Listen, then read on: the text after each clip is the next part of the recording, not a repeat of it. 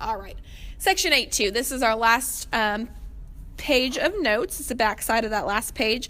And in section 8.2, we're going to learn how to multiply a polynomial by a monomial. And actually, you should already know how to do this. It's what we did in chapter 7 with our rules of exponents. We learned how to multiply expressions together that included variables and exponents. And we are just going to take that a step further here, and we are going to multiply that monomial, that single term, by multiple terms instead of just by one. So we're going to use that distributive property that we have learned.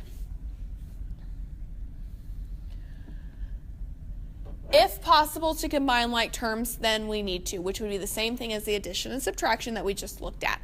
So to start out, we're going to multiply negative 3x squared by 7x squared, negative 1x, and 4.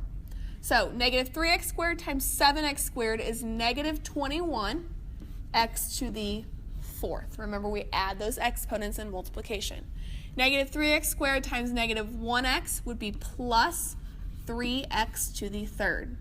Negative 3x squared times 4 would be minus 12x to the 2nd.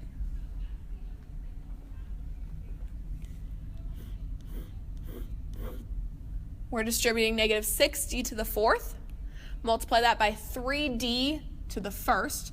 That would be negative 18d to the 5th. Multiply negative 6d to the 4th times negative 4d to the 3rd would be plus 24d to the 7th. Negative 6d to the 4th times 1d to the 2nd would be minus 6d to the 6th. Negative 6d to the 4th times negative 2 would be plus 12d to the 4th.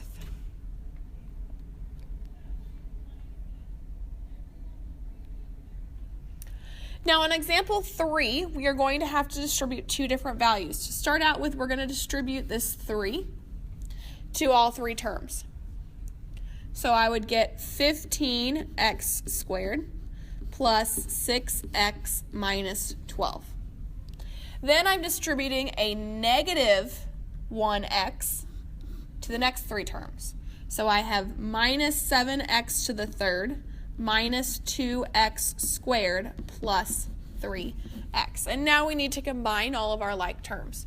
So negative 7x to the 3rd, we'll do that first. It doesn't combine with anything. Next, 15x squared minus 2x squared would be plus 13x squared. 6x plus 3x is 9x. And then minus 12. Okay, same idea on this next problem.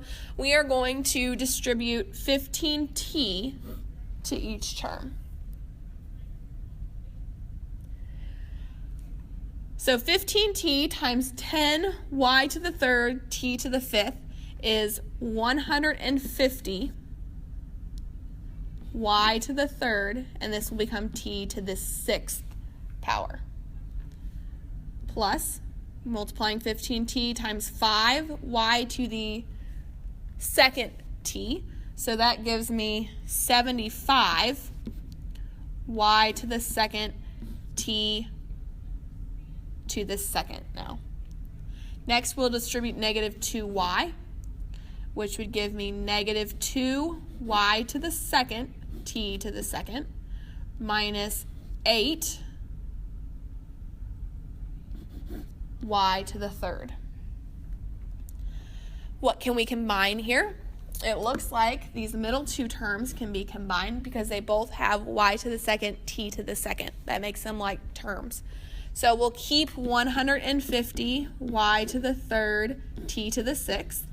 Combine our middle two terms, which gives me plus 73 y to the 2nd, t to the 2nd. And then we have minus 8y to the 3rd on the end.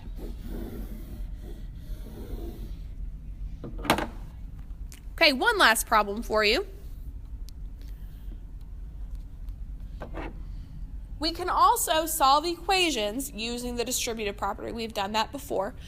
So remember our steps for solving an equation: distribute, I'll write that over here.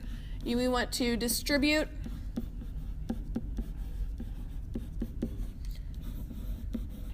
combine any like terms on each side, and then solve your equation. So we'll start by distributing here. We're distributing 2k to our first two terms. So I have negative 6k squared plus 8k. And then we're distributing a 6 plus 6k squared plus 60 equals, distribute that k, 4k to the second plus 8k.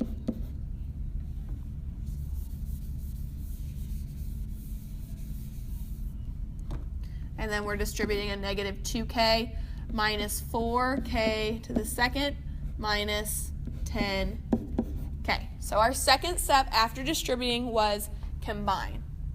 Okay, I've always said simplify the left, simplify the right before you try to solve your equation. So let's just look at the left-hand side here.